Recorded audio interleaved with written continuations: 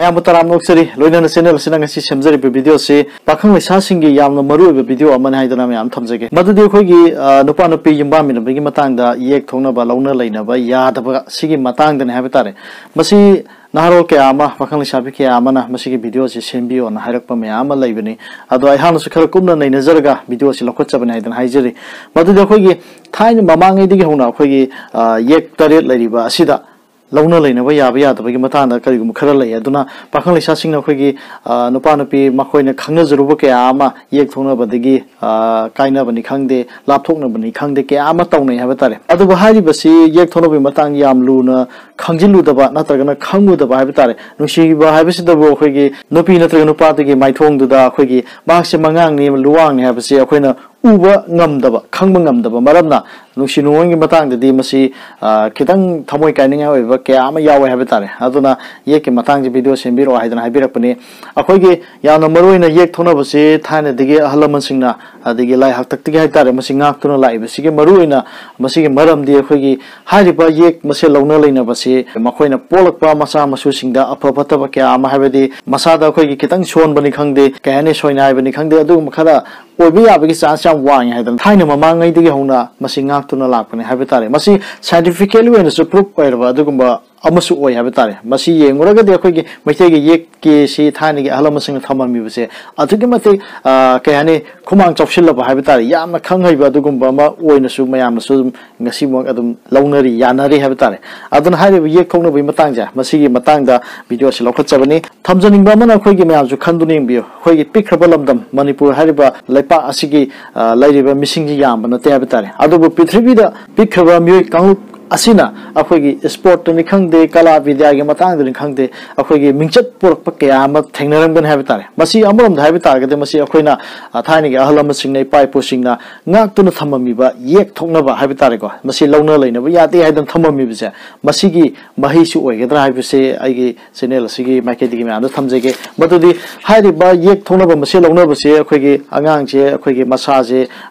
mayang ga kitang yeng na phum batam da khara son bani khangde adigi ana yaubani khangde nagan ba digi ke hani soina ibani khangde du mukha yaugal le habase masi scientifically when su proof su oiri bani aduna hai base khoi nga ga lakpani na khoi ge charon suron ji yam phajana yenga ga lakpani na masi da tholai ba khoi ge maithai ge habitare isam sam na bade khoi ge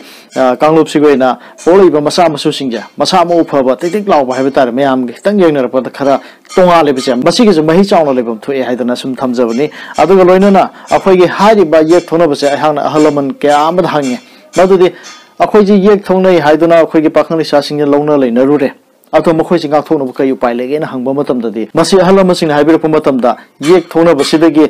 ngak thongna ba pambai je la ira thoni thoram ni khangde sigum basi laibu ude haidana laiti haidana haibir pasine yam luri ba haibitare masini haibidi masi akhoi gi hakchang i manung da yaw khraba amane haibitare nupa nupi launa leina basi ge polai ba masa se mabani gi i jin semai ne ba masi akhoi phana lai khoramuga su ngathokpa ya ba habitare scientifically oina su masi yaro habigi mong da domain thambire adu loina na hari ba se pakhang lisab sing na akhoi gi mabani sinu sinarure adu lohong da budi soya yadre habitare ga de makhoi je yek amada sona ba habitare sona ba habidi lai chonma matam da akhoi gi yek sing je loi sangi mangang oi ga de mangangi masen oi tar ga de mangang ama nupi natraga nupa je ma onthok ko doini aduga luwang ni khangde khuman khangde dugum bam tawga son doini habitare aduna hari ba matang si lai gi matang habitare lai ni yaroi haidana thaini gi thamamba se akhoi gi kayane domain somma matang de domain tawkhre ga ju makhoi gi manung de yauri ba I du di hongdok pa makti ya da ba maram da angang da kaida leidana sigumba da asoiba kharu makha sum thengnar e masa som khopa oir payai habagi masini thamjari bise aduna hari ba ye ke matang se ahan su lari khara sum nei nazarga me am khudol tamjabani video se makha ta na yengmina ki chaidana haijari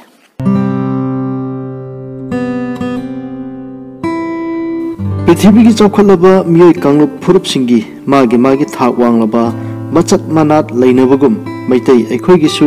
मसागी येलहमैदगी थाक वांगलबा मचत मनात लैजरकपा कांगलुप अमनि मैतैगी थाक वांगलबा मचत मनाक सिंगी मनुंगदा खुनाय असिगी मियोय सिंगी मरकता नुपा नुपी लौना लैनबा तोथी मौथिनबा चारौ मरौनबगी चन्न लोंचत असिसु थोइदोक हेंदोकना मरु ओइबा अमनि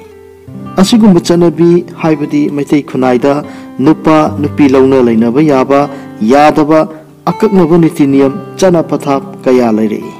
ꯂꯣꯏꯅꯅ ꯉꯁꯤ ꯐꯥꯎꯕ ꯈꯨꯟꯅꯥꯏ ꯑꯁꯤꯒꯤ ꯃꯤꯔꯣꯜꯅ ꯉꯥꯛꯅꯔꯤ ꯑꯁꯤꯒꯨꯝꯕ ꯂꯩꯄꯥꯛꯀꯤ ꯈꯨꯟꯅꯥꯏꯒꯤ ꯆꯠꯅꯕꯤ ꯑꯃ ꯑꯣꯏꯅ ꯂꯩꯔꯕ ꯅꯤꯌꯝꯁꯤꯡ ꯑꯁꯤꯕꯨ ꯊꯧꯑꯣꯏꯗꯕ ꯅꯤꯇꯤ ꯅꯤꯌꯝ ꯀꯥꯏꯕ ꯌꯥꯎꯔꯛꯄꯗ ꯂꯩꯄꯥꯛ ꯈꯨꯟꯅꯥꯏ ꯑꯃꯗꯤ ꯂꯩꯉꯥꯛ ꯃꯄꯨꯁꯤꯡꯅ ꯑꯍꯛꯄ ꯋꯥꯌꯦꯜ ꯆꯔꯥꯛ ꯄꯤꯗꯨꯅ ꯂꯧꯅ ꯂꯩꯅꯕ ꯌꯥꯗꯕ ꯀꯌꯥꯅ ꯂꯧꯅ ꯂꯩꯅꯕ ꯊꯤꯡꯅꯕ ꯍꯣꯠꯅꯗꯨꯅ ꯂꯥꯛꯏ ꯉꯁꯤꯒꯤ ꯃꯩꯇꯩ ꯈꯨꯟꯅꯥꯏ ꯑꯁꯤꯗ ꯅꯨꯄꯥ ꯅꯨꯄꯤ ꯂꯧꯅ ꯂꯩꯅꯕꯗ ꯌꯥꯝꯅ ꯆꯦꯛꯁꯤꯟꯅ ꯉꯥꯛꯅꯔꯤꯕ ꯑꯊꯤꯡꯕꯁꯤꯡ ꯑꯗꯨꯗꯤ ꯃꯔꯨꯑꯣꯏꯅ ꯌꯦꯛ ꯇꯤꯟꯅꯕ ꯁꯥꯏꯔꯨꯛ ꯇꯤꯟꯅꯕ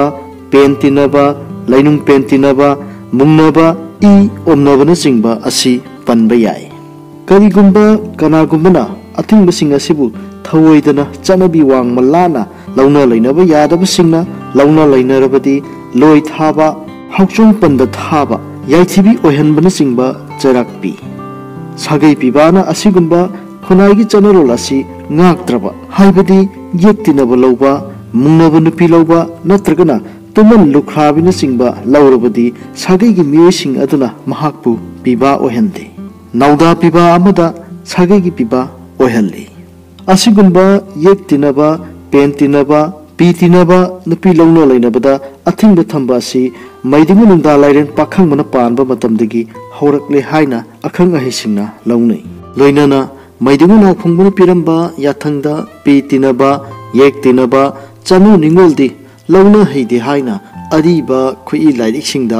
ꯏꯔꯝꯕ ꯋꯥꯔꯣꯜꯗꯒꯤ ꯈꯨꯟꯅꯥꯏ ꯑꯁꯤꯒꯤ ꯌꯥꯝꯅ ꯉꯜꯂꯤꯉꯩ ꯃꯇꯝꯗꯒꯤ ꯍꯧꯅ ꯅꯨꯄꯥ ꯅꯨꯄꯤ ꯂꯧꯅ ꯂꯩꯅꯕꯒꯤ ꯑꯀꯛꯅꯕ ꯋꯥꯌꯦꯜ ꯀꯥꯡꯂꯣꯟ ꯂꯩꯔꯝꯃꯤ ꯍꯥꯏꯕꯁꯤ ꯈꯪꯕ ꯉꯝꯃꯤ ꯑꯁꯨꯝꯅ ꯉꯜꯂꯤꯉꯩ ꯃꯇꯝꯗꯒꯤ ꯍꯧꯅ ꯅꯨꯄꯥ ꯅꯨꯄꯤ ꯂꯧꯅ ꯂꯩꯅꯕꯒꯤ ꯑꯀꯛꯅꯕ ꯅꯤꯇꯤ ꯅꯤꯌꯝ ꯑꯃꯒꯤ ꯃꯈꯥꯗ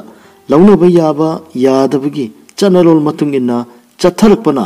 ꯌꯥꯝꯅ ꯊꯦꯡꯊꯔꯛꯂꯕ ꯃꯇꯝ ꯍꯥꯏꯕꯗꯤ ꯃꯍꯥꯔꯥꯖ ꯆꯟꯗ꯭ꯔꯀꯤꯇꯤꯒꯤ ꯃꯇꯝ ꯏꯪ 1850 1886 ꯐꯥꯎꯕ ꯄꯥꯜꯂꯝꯕ ꯑꯗꯨꯒꯨꯝꯕ ꯃꯍꯥꯔꯥꯖ ꯆꯟꯗ꯭ꯔꯀꯤꯇꯤꯒꯤ ꯃꯇꯝꯗ ꯁꯂꯥꯏ ꯇꯔꯦꯠꯀꯤ ꯄꯤꯕꯥꯁꯤꯡꯕꯨ ꯀꯧꯈꯠꯇꯨꯅ ꯑꯉꯝ ꯑꯊꯧ ꯄꯨꯝꯅꯃꯛ ꯇꯤꯜꯂꯕꯗ ꯈꯨꯟꯅꯥꯏ ꯑꯁꯤꯒꯤ ꯃꯤꯑꯣꯏꯁꯤꯡꯅ ꯆꯥꯊꯤ ꯃꯧꯊꯤꯅꯕ ꯆꯅꯨ ꯅꯤꯡꯉꯣꯜ ꯂꯧꯅꯕ ꯌꯥꯕ ꯂꯧꯅꯕ ꯌꯥꯗꯕ ꯏꯇꯤꯟ ꯄꯦꯟ ꯇꯤꯟꯅꯕ ꯄꯨꯝꯅꯃꯛ ꯂꯧꯅ ꯐꯔꯣꯏ ꯍꯥꯏꯅ ꯅꯤꯡꯊꯧ ꯃꯁꯥꯃꯛꯅ ꯌꯥꯊꯪ ꯂꯧꯊꯣꯛꯈꯤꯕꯒꯤ ꯋꯥꯔꯣꯜ ꯆꯩꯊꯥꯔꯣꯜ ꯀꯨꯝꯕꯥꯕꯗ ꯏꯔꯤ ꯑꯁꯤꯒꯨꯝꯕ ꯀꯌꯥ ꯑꯁꯤꯗꯒꯤ ꯂꯝꯗꯝ ꯑꯁꯤꯒꯤ ꯃꯩꯇꯩ ꯈꯨꯟꯅꯥꯏꯗ ꯃꯆꯥ ꯅꯤꯡꯉꯣꯜ ꯊꯥꯖ ꯌꯣꯟꯖꯕ ꯅꯨꯄꯥ ꯅꯨꯄꯤ ꯂꯧꯅ ꯂꯩꯅꯕ ꯇꯨꯊꯤ ꯃꯧꯊꯤꯅꯕ ꯂꯧꯅꯕ ꯌꯥꯕ ꯌꯥꯗꯕ ꯌꯥꯝꯅ ꯆꯦꯛꯁꯤꯟꯅ ꯌꯦꯡꯅꯔꯝꯃꯤ ꯍꯥꯏꯕ ꯑꯁꯤ ꯈꯪꯕ ꯉꯝꯃꯤ ꯑꯁꯨꯝꯅ ꯅꯨꯄꯥ ꯅꯨꯄꯤ ꯂꯧꯅ ꯂꯩꯅꯕꯗ ꯑꯊꯤꯡꯕ ꯊꯝꯂꯤꯕ ꯈꯨꯟꯅꯥꯏ ꯑꯁꯤꯒꯤ ꯆꯠꯅ ꯂꯣꯟꯆꯠ ꯈꯨꯗꯝ ꯑꯣꯏꯅ ꯌꯦꯛ ꯇꯤꯟꯅꯕ ꯀꯔꯤꯅꯣ ꯍꯥꯏꯕ ꯑꯗꯨ ꯈꯪꯃꯤꯟꯅꯁꯤ ꯌꯦꯛ ꯇꯤꯟꯅꯕ ꯃꯩꯇꯩ ꯈꯨꯟꯅꯥꯏ ꯑꯁꯤꯗ ꯂꯩꯔꯤꯕ ꯌꯦꯛ ꯇꯔꯦꯠ ꯍꯥꯏꯕꯗꯤ ꯃꯉꯥꯡ ꯂꯨꯋꯥꯡ ꯈꯨꯃꯟ ꯑꯉꯣꯝ ꯃꯣꯏꯔꯥꯡ ꯈꯥꯕ ꯉꯥꯝꯕ ꯁꯔꯥꯡ ꯂꯩꯁꯥꯡꯊꯦꯝ ꯍꯥꯏꯔꯤꯕ ꯌꯦꯛꯂꯨꯞ ꯑꯃꯃꯝꯒꯤ ꯃꯅꯨꯡꯗ ꯂꯩꯔꯤꯕ ꯌꯦꯛ ꯌꯦꯛꯀꯤ ꯆꯥꯗꯥ ꯅꯧꯗꯥꯁꯤꯡꯕꯨ ꯌꯦꯛ ꯇꯤꯟꯅꯕ ꯀꯧꯏ ꯌꯦꯛ ꯇꯤꯟꯅꯕ ꯍꯥꯏꯕ ꯑꯁꯤ ꯑꯃꯔꯣꯝꯗ ꯄꯨ ꯇꯤꯟꯅꯕ ꯅꯠꯇ꯭ꯔꯒꯅ ꯏ ꯇꯤꯟꯅꯕ ꯍꯥꯏꯅꯁꯨ ꯋꯥꯍꯟꯊꯣꯛ ꯄꯤꯕ ꯌꯥꯏ ꯃꯔꯝꯗꯤ ꯌꯦꯛ ꯑꯃꯃꯝ ꯍꯥꯏꯕ ꯑꯁꯤ ꯌꯦꯛ ꯑꯃꯒꯤ ꯄꯨꯀꯣꯛ ꯑꯃꯗꯒꯤ ꯃꯤꯔꯣꯜ ꯃꯊꯪ ꯃꯊꯪ ꯆꯠꯊꯔꯛꯇꯨꯅ ꯃꯈꯣꯏꯒꯤ ꯆꯥꯗꯥ ꯅꯧꯗꯥꯅ ꯉꯁꯤꯒꯤ ꯈꯨꯟꯅꯥꯏ ꯑꯁꯤꯗ ꯌꯦꯛꯂꯨꯞ ꯑꯃꯃꯝꯒꯤ ꯇꯣꯉꯥꯟ ꯇꯣꯉꯥꯟꯕ ꯌꯨꯝꯅꯥꯛ ꯁꯥꯒꯩꯁꯤꯡ ꯂꯩꯅꯔꯤꯕꯅꯤ ꯃꯔꯝ ꯑꯁꯤꯅ ꯌꯦꯛ ꯊꯣꯛꯅꯕ ꯌꯦꯛ ꯇꯤꯟꯅꯕ ꯍꯥꯏꯕ ꯑꯁꯤ ꯄꯨ ꯅꯠꯇ꯭ꯔꯒꯅ ꯄꯨꯀꯣꯛ ꯑꯃꯠꯇꯗꯒꯤ ꯆꯠꯊꯔꯛꯄ ꯁꯥꯒꯩꯁꯤꯡ ꯌꯨꯝꯅꯥꯛꯁꯤꯡ ꯑꯃꯁꯨꯡ ꯐꯨꯔꯨꯞꯁꯤꯡ ꯑꯁꯤ ꯄꯨ ꯇꯤꯟꯅꯕ ꯅꯠꯇ꯭ꯔꯒꯅ ꯈ꯭ꯋꯥꯏꯗꯒꯤ ꯃꯀꯣꯛ ꯑꯣꯏꯕ ꯃꯄꯨ ꯇꯤꯟꯅꯕ ꯃꯔꯝꯅ ꯌꯦꯛꯂꯨꯞ ꯑꯃꯒꯤ ꯃꯅꯨꯡꯗ ꯂꯩꯕ ꯃꯤꯑꯣꯏꯁꯤꯡ ꯏ ꯇꯤꯟꯅꯩ ꯃꯁꯤꯅ ꯃꯔꯝ ꯑꯣꯏꯗꯨꯅ ꯄꯨ ꯇꯤꯟꯅꯕ ꯏ ꯇꯤꯟꯅꯕ ꯁꯥꯒꯩ ꯐꯨꯔꯨꯞ ꯃꯁꯦꯜꯕꯨ ꯌꯦꯛ ꯇꯤꯟꯅꯕ ꯀꯧꯏ ꯌꯦꯛ ꯇꯤꯟꯅꯕ ꯐꯨꯔꯨꯞ ꯁꯥꯒꯩ ꯄꯨꯝꯅꯃꯛ ꯑꯃꯒ ꯑꯃꯒ ꯆꯥꯔꯧ ꯃꯔꯧꯅꯕ ꯇꯨꯊꯤ ꯃꯧꯊꯤꯅꯕ ꯌꯥꯗꯦ ꯂꯩꯕꯥꯛꯀꯤ ꯑꯣꯏꯕ ꯆꯠꯅꯔꯣꯜ ꯑꯃꯗꯤ ꯅꯤꯡꯊꯧꯒꯤ ꯑꯣꯏꯕ ꯌꯥꯊꯪꯅ ꯑꯊꯤꯡꯕ ꯄꯤ ꯑꯊꯤꯡꯕ ꯑꯁꯤ ꯊꯧꯑꯣꯏꯗꯅ ꯆꯠꯅꯕꯤ ꯑꯁꯤ ꯊꯨꯒꯥꯏꯗꯨꯅ ꯀꯅꯥꯒꯨꯝꯕ ꯅꯨꯄꯥ ꯅꯨꯄꯤꯅ ꯂꯧꯅ ꯂꯩꯅꯕ ꯊꯣꯛꯂꯕꯗꯤ ꯂꯩꯕꯥꯛ ꯅꯤꯡꯊꯧꯅ ꯃꯈꯣꯏꯕꯨ ꯏꯟꯊꯣꯛꯏ ꯂꯣꯏ ꯊꯥꯏ ꯍꯥꯎꯆꯣꯡ ꯄꯜ ꯑꯣꯏꯍꯜꯂꯤ ꯑꯁꯨꯝꯅ ꯑꯀꯟꯕ ꯋꯥꯌꯦꯜ ꯆꯩꯔꯥꯛꯀ ꯂꯣꯏꯅꯅ ꯌꯦꯛ ꯃꯁꯦꯜ ꯂꯧꯅꯕ ꯊꯤꯡꯂꯤꯕ ꯑꯁꯤꯒꯤ ꯃꯔꯝꯗꯤ ꯃꯩꯇꯩꯁꯤꯡꯅ ꯌꯦꯛ ꯇꯤꯟꯅꯕ ꯅꯠꯇ꯭ꯔꯒꯅ ꯄꯨ ꯇꯤꯟꯅꯕ ꯅꯠꯇ꯭ꯔꯒꯅ ꯏ ꯇꯤꯟꯅꯕ ꯅꯨꯄꯥ ꯅꯨꯄꯤ ꯂꯧꯅ ꯂꯩꯅꯔꯕꯗꯤ ꯃꯈꯣꯏꯅ ꯄꯣꯛꯂꯛꯄ ꯃꯆꯥꯁꯤꯡ ꯑꯗꯨ ꯄꯨꯟꯁꯤꯒꯟꯗꯦ ꯍꯛꯆꯥꯡ ꯄꯪꯊꯕꯅꯆꯤꯡꯕ ꯂꯩꯅꯥ ꯂꯩꯒꯜꯂꯤ ꯅꯠꯇ꯭ꯔꯒꯅ ꯃꯤꯑꯣꯏ ꯑꯗꯨꯒꯤ ꯂꯥꯂꯨꯞ ꯆꯥꯗꯕ ꯅꯥꯝꯃ ꯁꯣꯏꯕꯅꯆꯤꯡꯕ ꯑꯣꯏꯒꯜꯂꯤ ꯍꯥꯏꯕꯒꯤ ꯑꯆꯦꯠꯄ ꯊꯥꯖꯅꯕꯤ ꯂꯩꯅꯩ ꯑꯃꯁꯨꯡ ꯃꯁꯤꯅ ꯃꯔꯝ ꯑꯣꯏꯗꯨꯅ कीना लौनै असुमना मैतै अखोइगी थाक वांगलबा मचत मनातसिंगी मनुंगदा खुनाय असिगी मियोइसिंगी मरक्ता नुपा नुपी लौना लैनबा तुथि मोक्थिनबा चारो मरोंगबगी चनलोंसत असि ngasisu thoidong hendongna maruoina launaduna ngangnaduna leinari ngasigi video asi matang swaida loisinjari haidana haijari video yimgiri bopunamu pu channel sina hainingai leitana thagat pa phungdoksari kanglai fa imana yai fare